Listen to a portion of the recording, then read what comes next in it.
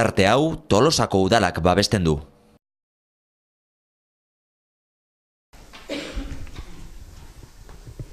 Arratsalde on denori. Berdintasun sailetik eskatu zen bere garaian martxoaren 8-aren aldarria egiteko olako aitortza merezi duen aitortza berezi hori egiteko ezohiko osoko bilkura egitea, eta hori da gaur egingo deguna. Uste dut ia denak gaudela, beraz, Jose Luis, ordua eta nahi zunen. Orduan hasiko ginateke gai zerrendarekin, eta lehenengoak honela dio, martxoaren 8ko adierazpen instituzionalaren onarpena. Udalerri eta eskualdetako gobernuek bat egin dute emakumeen eta gizonen arteko berdintasunaren alde, Europan eta munduan. Eta izenburu horrekin mozioak adierazpen instituzionalak honela dio. Europako udalerri eta eskualdeen kontseiluko CMR gizonen eta emakumeen arteko berdintasuna tokiko bizitzan sustatzeko batzorde iraunkorrak adierazi du emakumeen eta gizonen arteko berdintasuna funtsezko eskubidea eta oinarrizko balioa dela demokraziarentzat. Tokiko eta eskualdeetako gobernuak herritarrengandik gertuen dauden esferak dira, eta hortaz, eskuertzeko maila garrantzitsuak dira, oraindik ere dirauten desberdintasunei aurre egiteko eta emakumeen eskubideak Europan eta mundu osoan sustatzeko. Emakumeen nazioarteko egun honetan, 2016ko martxoaren 8an, tokiko eta eskualdeetako gobernuen ordezkariak helburu hauen inguruan elkartu dira. Gogoratzea, demokrazia ezin eraiki daitekela emakumerik gabe, eta horren bestez, beharrezkoak diren neurriak hartu behar direla maila guztietan, tokikoa, eskualdekoa, estatukoa eta Europakoa, emakumeek eta gizonek parte hartze berdina izan dezaten erabakiak hartzeko prozesuetan. Emakumeen eta gizonen arteko berdintasuna, gure balioen eta Europar gizarteen oinarrizko elementua dela berma dezatela eskatzea estatuetako gobernuei eta Europako instituzioei. Beraz, elementu horrek agenda politikoaren erdigunean egon behar du, eta politika eta lege garrantzitsu guztietan txertatu behar da. Berdintasunaren aldeko konpromiso formal bat har dezatela eskatzea Europako hiri eta eskualde guztiei. CMRek 2006an plazaratu eta dagoeneko 1500 hiri eta eskualdek baino gehiagok sinatu duten tokiko bizitzan emakumeen eta gizonen arteko berdintasuna lortzeko Europako gutuna sinistearen bidez. Berdintasuna eskualde eta toki mailan sustatzeko neurri politiko konkretuak har ditzatela eskatzea gutunaren sinatzaleei. CMRek behatoki honen bidez eskura jartzen dituen tresnak erabiliz. Estatu bakoitzean, tokiko eta eskualdeetako gobernuei ematen zaizkien botereen arabera, eta horren implementaziorako beharrezko diren finantza eta giza baliabideak eskain ditzatela. Emakumeek 21. mendean pairatzen jarraitzen duten indarkeria salatzea. Bizitza pribatuan zein publikoan, emakumeen aurka zuzentzen den indarkeria forma guztiei aurre egin behar zaie eta ezabatu egin behar dira. Honako forma hauek barne sartuta. Emakumeen trafikoa, sexu esplotazioa, etxeko indarkeria eta giza eskubideak urratzen dituzten gainerako ekintza guztiak. Genero indarkeria prebenitzeko eta horren biktimak babesteko eta laguntzeko politika eta lege bateratuak sor ditzatela eskatzea estatuetako gobernuei eta Europa Batasuneko instituzioei. Emakumeen aurkako indarkeria eta etxeko indarkeria prebenitzeari eta haren aurka borrokatzeari buruzko Europako Kontseiluaren hitzarmena, Istanbulgo hitzarmena, berrets dezatela eskatzea gobernu nazionalei. Kontuan hartzea, gerra eta jazerpenetik ihes egin da gure hiri eta udalerrietara iristen diren errefuxiatuen artean dauden emakume eta horrezko jarrera eta arreta ziurtatzea eta era guztietako indarkeria eta diskriminazioa eragoztea. Maila globalean, elkarlanean aritzeko borondatea erakus dezatela Nazio Batuen erakundearen 2030ko agendaren 5 helburuak lortzeari begira. Horrek xedetzat hartzen baitu emakumeen aurkako diskriminazio forma guztiak ezabatzea. Gainera, horregatik guztiagatik, udal honek honako erabaki hauek hartzen ditu. Bat, udal politiketan berdintasuna zeharkatasunez indartzea, Tolosako gizon eta emakumeen arteko berdintasunerako 3. planean jasotako neurrien garapen, jarraipen eta ebaluaziorako behar diren giza baliabideak eta baliabide ekonomikoak bermaturik. 2. Jabekuntza eskola indartzea, bertan parte hartzen duten emakumeek beren espazioak eta tresnak izan ditzaten, eta beren harremanak eta sareak, gazteak, helduak, migratuak, nortasun, sexualitate eta ahalmen desberdinetakoak eta bar, sendotzeko desberdintasunei eta indarkeria matxistari aurre egin diezaieten modu autonomoan. 3. Prozesuak bultzatzen jarraitzea emakumeen parteidetza aktiboa izateko feste izareko jardueretan eta eremu soziokultural guztietan. Tolosako emakumeen aztarnak ikusarazten jarraitzea, kale izenak, monumentuak eta artearen errepresentazioak aztertuz. Emakumentzako etxearen definizioa lanarekin jarraitzea, herriko emakume eta talde feministarekin elkarlanean, eta bar. 4. Berdintasun batzordea indartzea, berdintasunezko udal politikak garatu eta segimendua egiteko, eta sustatu emakumeen elkarte, mugimendu feminista, ikastetxe eta berdintasun jarduerak bultzatzen dituzten herriko taldeen parteidatza. 4. 5. Hezkidetza proiektua garatzen eta maila dinamizatzen jarraitzea, ikastetxekin elkarlanean eta orobat, beldurbarik eta IAI programak non sustatzen diren berdintasunean oinarritutako sexualitateak, nesken jabekuntza eta mutilen eginkizuna berdintasunezko harremanen alde eraso mota guztiak prebenitzeko asmoz. Azkenik, bukatzeko, udalak dei egiten du martxoaren 8an Tolosan emakume eta talde feministek deitutako mobilizazioetan parte hartzera. Hau da nolabatxe adierazpen instituzionalak, mozioak esaten duena.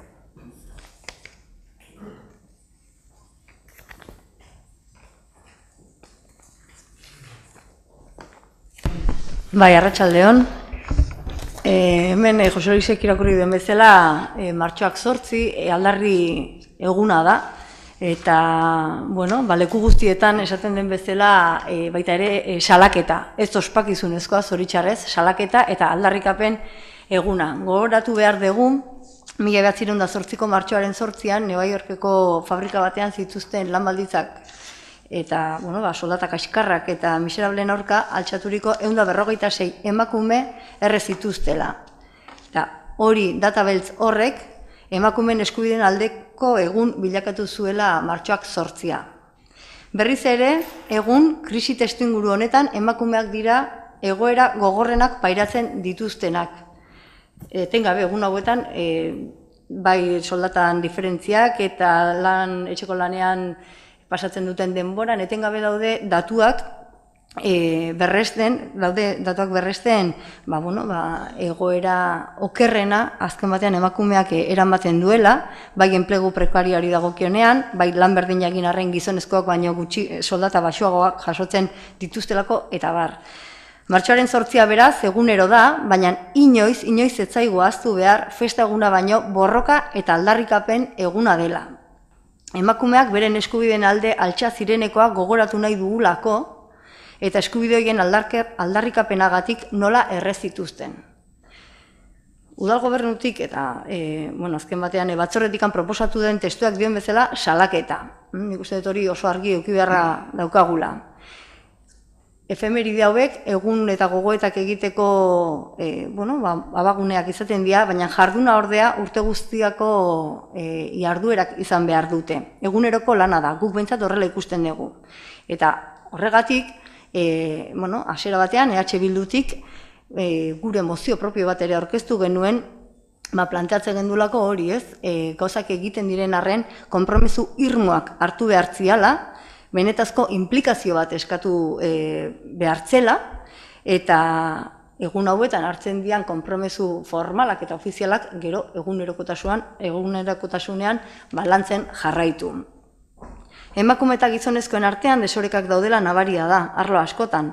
Egia esan, behin eta berriz esaten da. Nioen bezala, errepikatzen diren diskurtsoak oso antzekoak izaten dira, baina gero, egunerokotasunan zifrak oso berdintxoak izaten dira edo tendentziak berdintxoak izaten dira. Hau da, gauzak aldatuko dira, nola ez, baina beti ere desberdintasunak hor daude. Beraz, oso hitz potoloak erabiliarren egunerokotasunean ez dira hain errez aldatzen, egitura matxistan oinarrituta dauden gizarte bateko ohiturak, ez? Gure testuan, ez zan baita ere, 1908an jada emakume batzuk borrokan ari zian, orduan borrokatu zuten, eta gaur ere borrokatzen jarraitu beharko dugu, gaur eta bihar ere jarraitu beharko dugu. Lan eremuan, aisialdian, eta beste hainbat eta hainbatetan, gizartearen inertziak ere atzerapausoak albideratu ez ditzan, eta guk behintzat frenoak jar diezaizkiogun. Eta saiakerak egiteko, saiakera serio eta zintzo egiteko, neurriak egunerokoak eta ausartak izan behar dute. Behintzat, EH Bildutikan horrela planteatzen genuen mozioa, eta, nik uste horrela jasota dagoela orain ere. Egiten ari den guztia, 3. plangintza, jabekuntza eskola guzti hori ondo dago, baina beti urrats bat gehiago, zer gehiago egin dezakegun pentsatu beharra daukagu. Beraz, hasiera batetan zirriborro bat edo planteatu zen, gure ustez aberastoa gelditu da, hasierako testua, zertan, bisibilizazio ariketan. Emakumeek bere papera izan dute historian zehar, ez ziren nahi adina izan, nahi zuten lekura iristeko, beren kontestu historikoak horrela oztopatzen zielako, baina emakumeak erabatera edo bestera izan duen paperaren aitortza egin behar zaiola iruditzen zaigu, badaukagu plaza bat, aurreko legalditikan, baita ere badago kale bat edo bere lekua ere badu agirre medikuak, eta hortik segi behar degula iruditzen zaigu. Nola edo hala, emakumeek izan duten balioa aitortu egin behar da, eta hori bisibilizatu eta aitortza bat egin behar zaio. Gero, nun egin, nola egin, ikusiko da, baina bai pentsatzen dugu aldagai hori kontutan eduki behar dela leku berriei izena jartzerakoan. Beste puntu bat, etxea, emakumearen etxea, aspaldiko gure aldarrikapena. Guretzat ezinbestekoa da gune bat, espazio bat eukitzea betaurreko moreak jarrita eukiko dituena edozein ariketa edo edozein jarduera aurrera eramateko. Guretzat oso garrantzizkoa da, eta horrela aitortu izan dugu baita ere batzordean, testuan jartzen du definizioarekin jarraitu, berez ez daukagu inongo definizorik, bai esan zan zerbaitetan pentsatzen ari zela, baina etxearen kontzeptua argi eukitzea ezinbesteko eritzea zaigu. Eta baita ere jarraitzea protokolarekin, jabekuntza eskolarekin, eta bar. Nola ez, egiten diren ekitaldietan parte hartu, hori ere oso importantea iruditzen zaigu, eta baita ere beste erakundei deitzea konpromezuak arditzaten. Beraz, guzti hau esan da, mozioaren nondik norakoak jasota, bai egingo nuke gogoeta bat eta pixkat prozesuaren inguruan egingo nuke. Zintzotasun osoz, baina egin beharra daukagu. EH Bildu batzordean beti eraikitzaile positibo eta propositiboan aritu izan du da. Hala iritze zaigu, behintzat borondate horrela izan da argi eta garbi. Eta azken adibidea baita ere, erasoen salaketa moduetan oihartzun handiagotzeko taldekin hitz egiteko proposamena. Batzuk berdintasun batzordean esan gendun, beste batzuk inauterietako balorazio bileran. Eta edozein lekutan esango genduke, iruditze zaigulako, horrek gure herriaren onurarako ekimen bat suposa dezakela, eta hori baita gure lana. Baina, hori esan da, bai esan behar dut, benetan minutak sentitu garela, eta baztertuak, eta egia esan, ez dakit ze kalifikatibo erabili, baina bai oso takto gutxi adieraz izan duena, zeren, egoti izan duzitzaizkigun forma kontuak, baina bada hainbat ekitaldietan, martxoak 11ko ekitaldian, hainbat ekintza, eta guri EH Bildu bezala ez zaigu hitzik ere geratzen kalifikatzeko nola eraman den eta nola kudeatu den gai hau. Forma kontuak baina aratago doan zerbait dela iruditzen zaigu, gauza estetiko bat baina gehiago dela iruditzen zaigu, guretzat iaia kode etiko-politiko barruan sartuta dago, eta zinez esan behar dizuegu, hori nahiko arrazoi ere iruditu zitzaigula, agian ezezko borobil bat emateko, eta ondo pentsatu ondoren eta ondo baloratu ondoren, baiezkoa emango diogu mozioari, baina bai iruditzen zaigu gogoeta bat egin behar dela forma kontu horietan, kontu pixka bat edukitzeko edo kontu handia edukitzeko. Eta besterik gabe baiezkoa emango dugu, baina moduetan ere kontu pixka bat eskatzen dugu. Mila esker.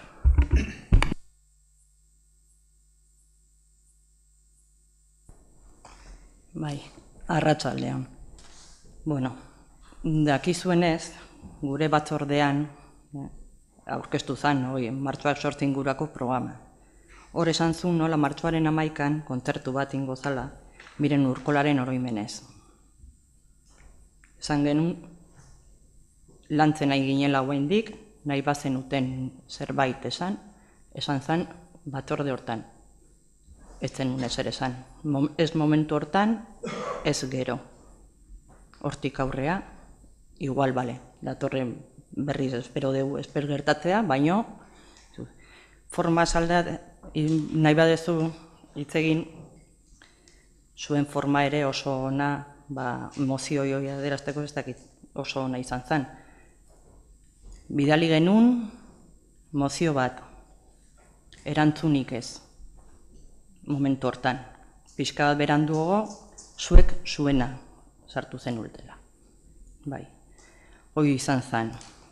Otsailaren 24an, 8:10 gutxietan gurea bidali genuen.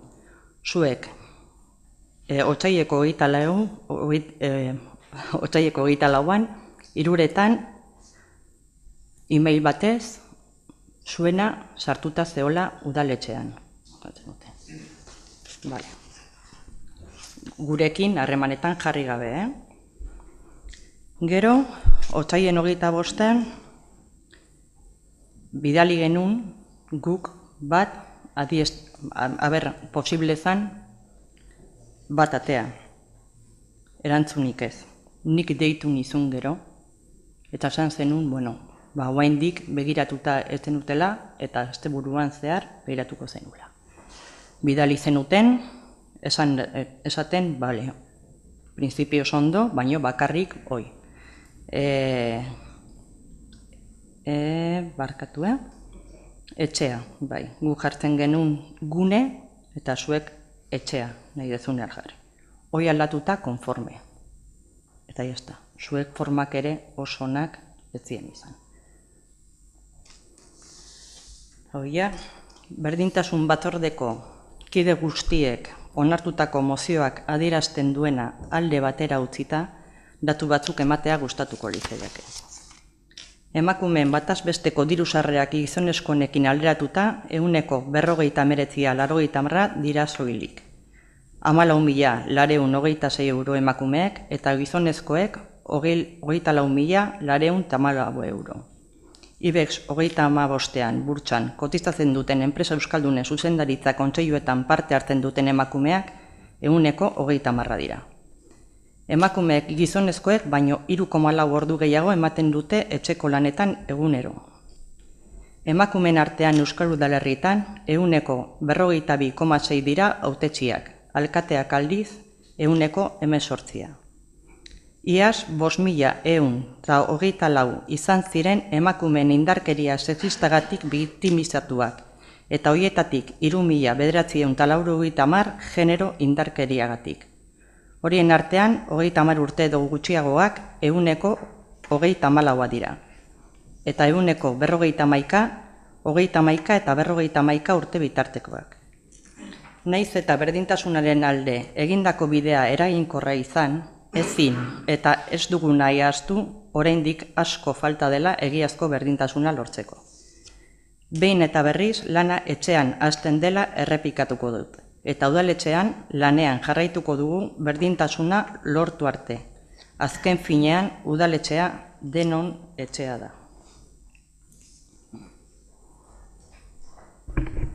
Bueno, martxoaren 8 bada egindako ibilbidean hausnarketa bat egiteko aukera ematen duena, adierazpen instituzionalean aipatzen da alde batetik Tolosan badalaia 3. berdintasun plana burutu behar dena, eta baita ere azpimarratu nahiko nuke hezkidetza proiektua Tolosako ikastetxeak izugarrizko lana egiten ari direlako gai honen inguruan. Eta da baita ere, honintzak ondo esan duen bezala, aldarrikapen eguna.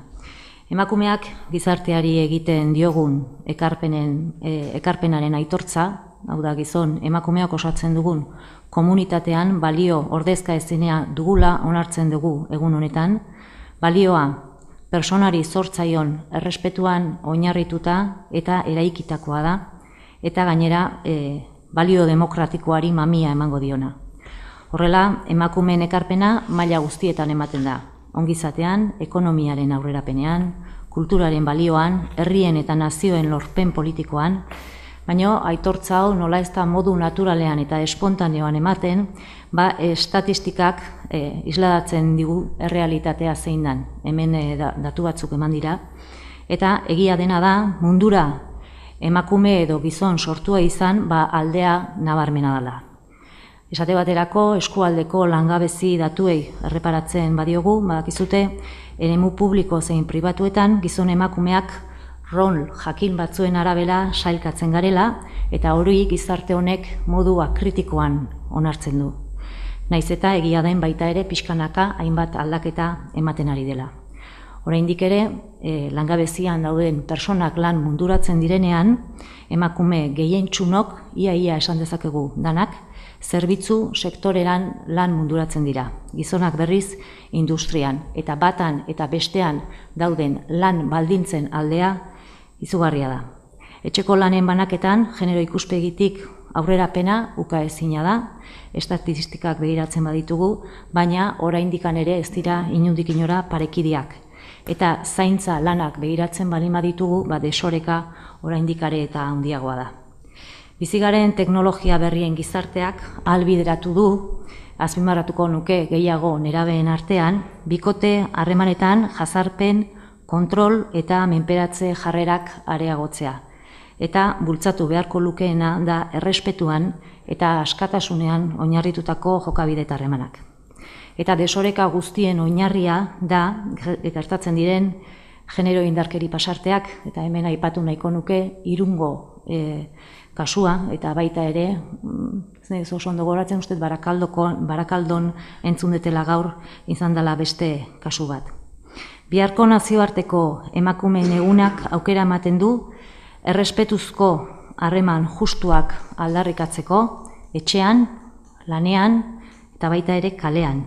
Emakumeak eskubidezko subjetuak garelako, eta gizarte demokratiko eta aurrerakoia izateko oinarrizko baldintza delako emakumeen parte hartzea gizarteko alor guztietan. Bide batez, eskerrak eman nahi nizkiete eta zoriondu baita ere, parekidetasun saileko teknikariak burutu eta landu duten egitarau guztiangatik, baita ere batzorde burua eta nola ez batzordean parte hartzen duten kide guztiak. Martxoaren 11ko ospakizuna ez dut uste polemizatzeko gaia denik, hitz egingo dugu, zuzenduko dugu, behar baldin bada zuzendu beharrekoa, eta bere hortan nik uste dut bozkatzera pasako gero da. Beraz,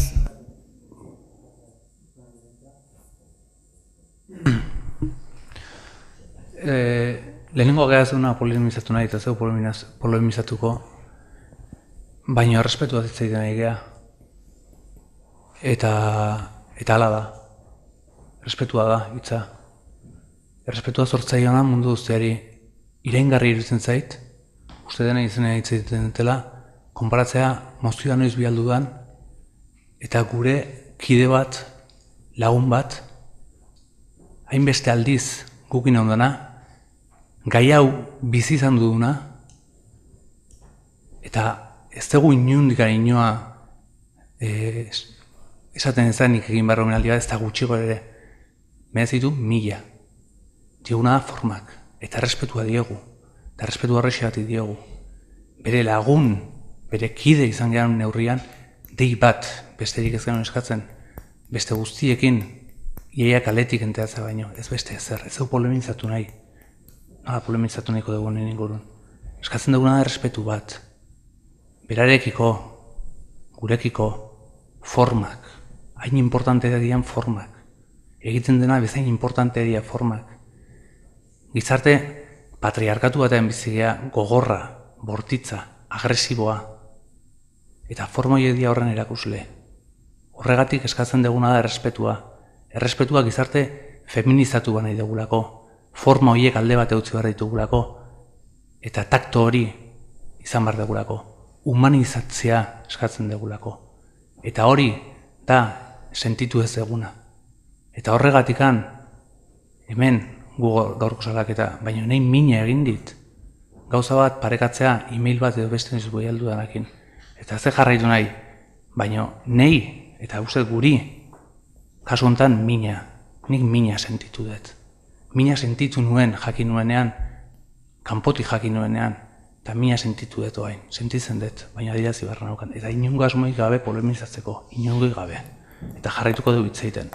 Baina formak eta respetua gakoak dira.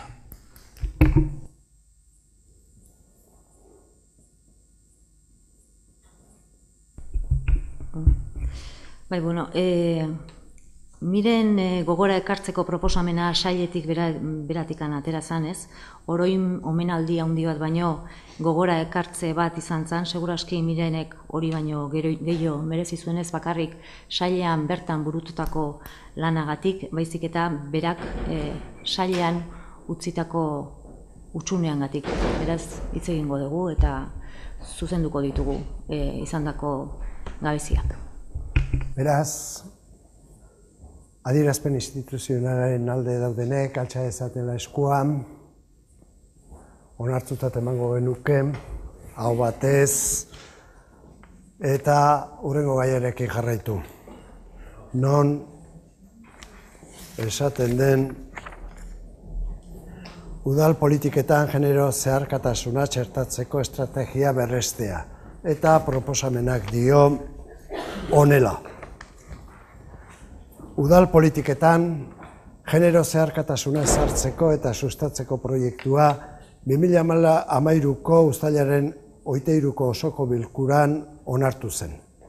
Proiektua garatzeko eta haren jarraipena egiteko, lan batzordea sortzeko eta haien eginkizunak ezartzeko, barne arautegi bat ere onartu zen.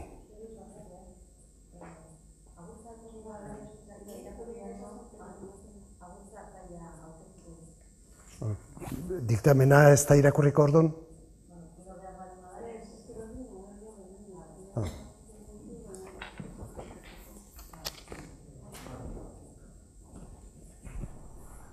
Bueno, gabon guzti hori. Jose Luisek esan duen bezala, udal politiketan genero zeharkakotasuna sartzeko eta sustatzeko estrategia dela eta Miren Urkolak 2013ko uztailaren 23ko osoko bilkuran aurkeztu zuen gaia bertan onartzeko. Baina zer da genero estrategia ero genero zeharkakotasuna udal politikan integratzea ero txertatzea?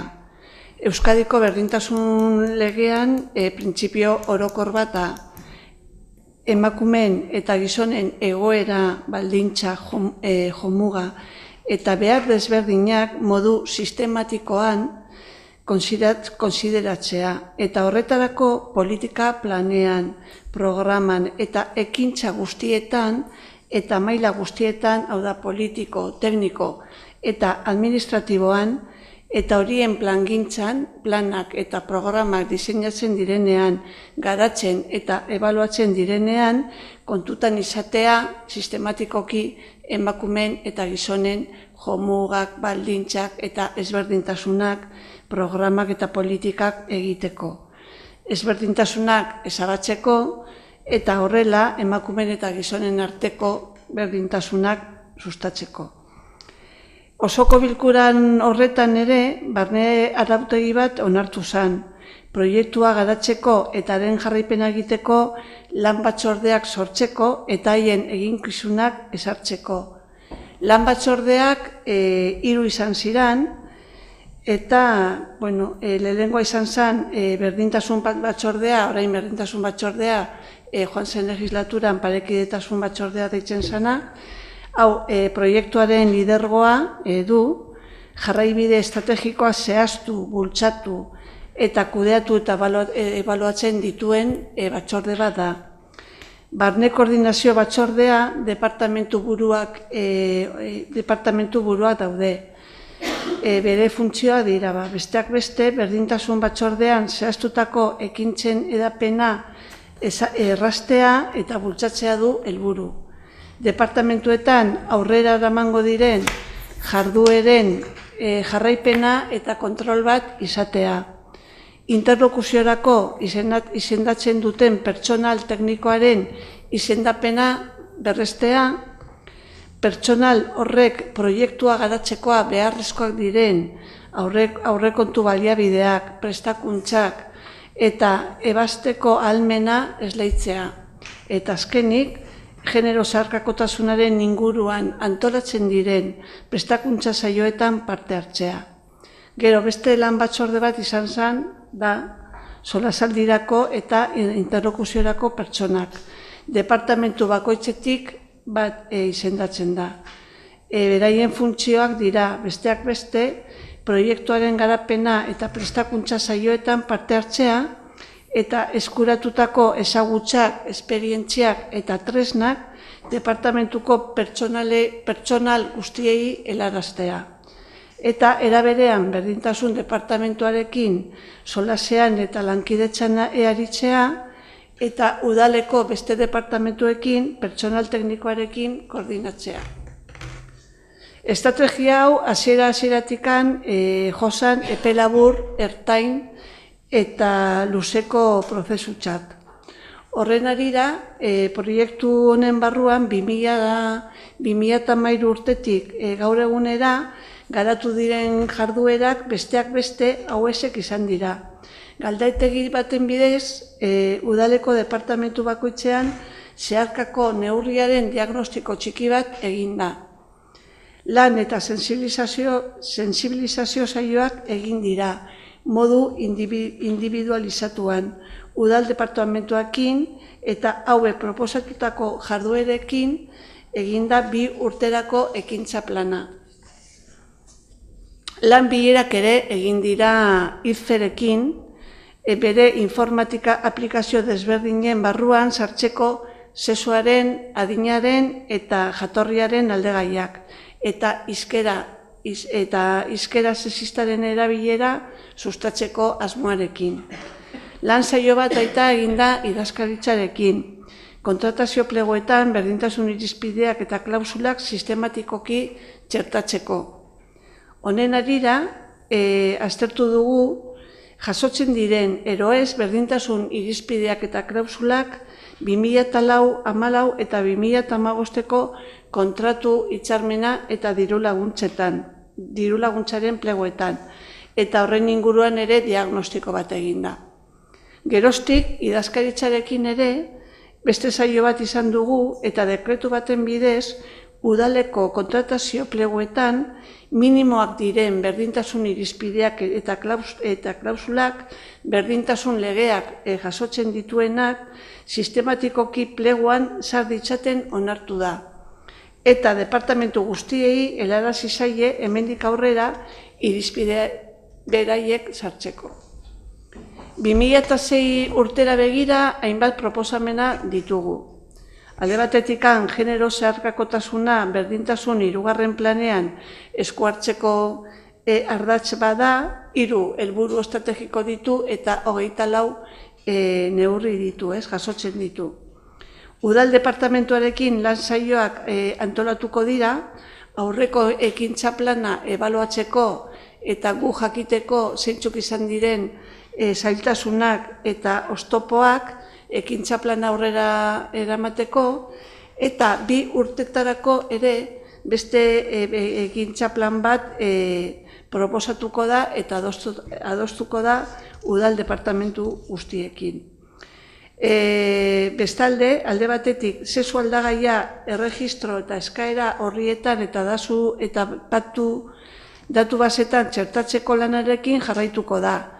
Eta beste aldetik hizkera sexistaren erabilerarekin.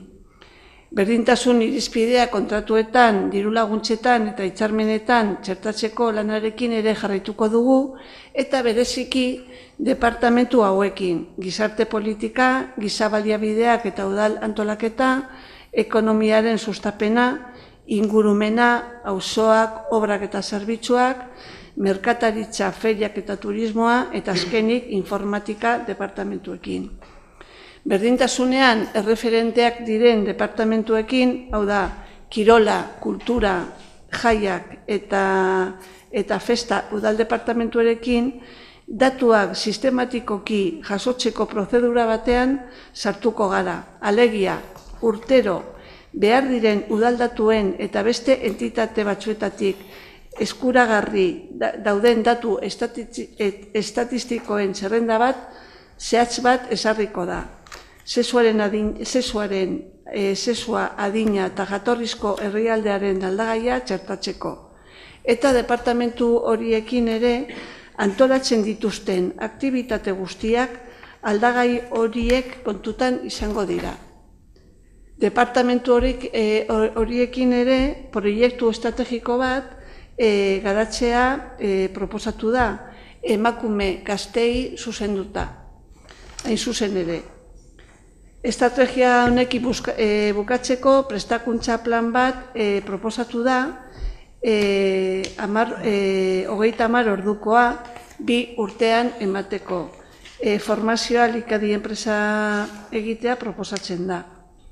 Beraz, dokumentu honen helburua da, alde batetik legislatura honetan ere genero zeharkakotasuna estrategia aurrera eramango dela, eta eratu ziren eta diren lan batzordeak eta batzorde horien ezarritako funtzioen konpromisoa berrestea alde batetikan, eta beste aldetikan 2016-erako antolatu diren jarduerak onartzea.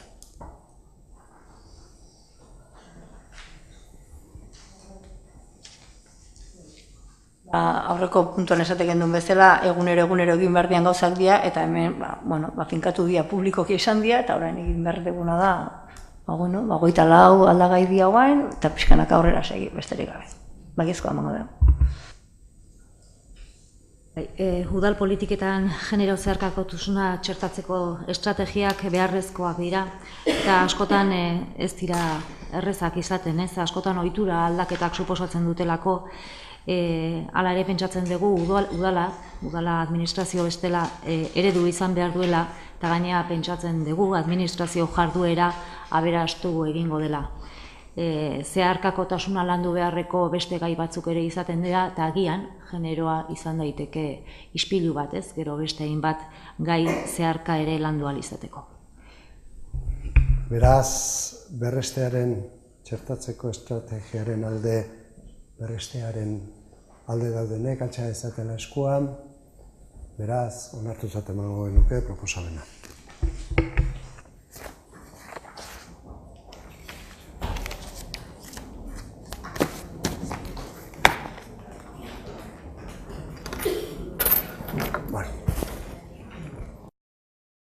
Tarte hau Tolosako udalak babestu du.